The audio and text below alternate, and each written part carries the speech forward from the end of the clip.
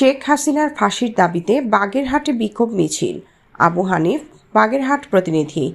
শেখ হাসিনাকে দেশে ফিরিয়ে এনে গণহত্যার দায়ে ফাঁসির দাবিতে বিক্ষোভ মিছিল ও প্রতিবাদ সমাবেশ বাগেরহাট বিএনপি পরিবার। বৃহস্পতিবার ১৩ নভেম্বর সকালে খানজাহান আলী মাজার মোড়ে ৭ গম্বুজ ইউনিয়নের ওয়ার্ড বিএনপি সভাপতি শেখ হাসান আলীর সভাপতিত্বে অনুষ্ঠিত সমাবেশে প্রধান অতিথি হিসেবে বক্তৃতা করেন জেলা যুবদলের সাবেক সভাপতি ফকির তারিকুল ইসলাম।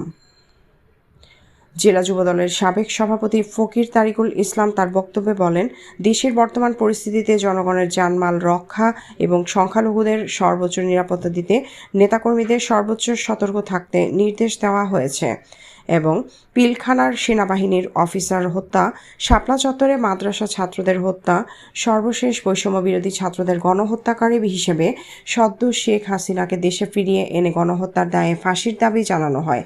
প্রতিবাদ সমাবেশে বিশেষ বক্তা হিসেবে বক্তৃতা করেন জেলা মৎস্যবীজ দলের সাধারণ সম্পাদক শেখ হারুন আর রশিদ, সদর উপজেলা বিএনপির সাংগঠনিক সম্পাদক মোহাম্মদ কামরুজ্জামান শিমুল, শেখ মহিদুল ইসলাম।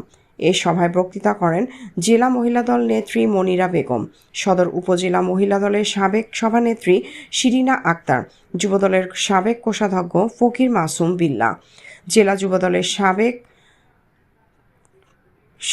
সময় কমিটির সদস্য,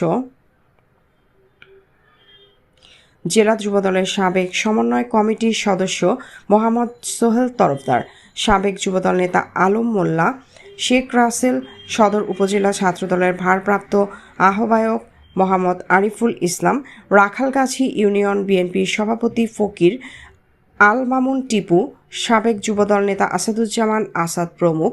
এ সভায় জেলার ৯টি উপজেলা ও 3টি পৌরসভার বিএনপি ও তার অঙ্গ সহযোগী সংগঠনের নেতৃবৃন্দরা উপস্থিত ছিলেন।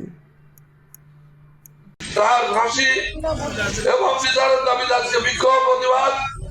আমরা চাই শেখ হাসিনা এদেশ থেকে চলে গেছে, আওয়ামী লীগের দোষরের দেশে আছে। আওয়ামী লীগের প্রতি রাজনীতি যাচ্ছি।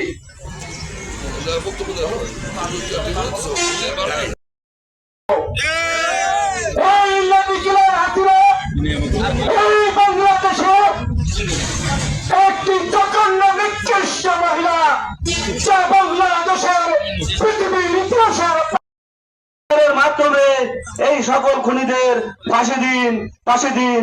ধন্যবাদ সবাইকে। বাংলাদেশ জাতীয়তাবাদী যুবদল ধন্যবাদ করতে হবে।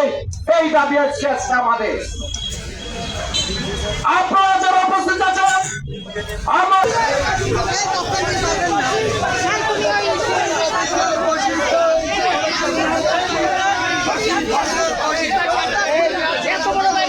বিএনপির পরিবারের সদস্যরা আমাদের এই মঞ্চে এসে উপস্থিত হয়ে আমাদের সবাইকে সমালোচনা করেছেন।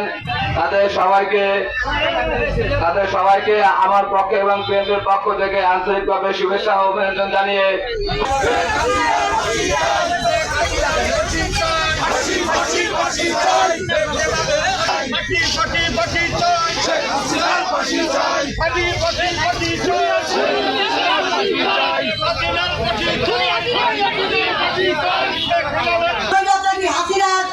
কারণে এই আওয়ামী লীগের কারণে বিগত দিনে আমাদের বিএনপির অনেক নেতা কর্মী গুম হয়েছে, খুন হয়েছে, নির্যাতিত শিকার হয়েছে, পঙ্গুত্ব বরণ করেছে।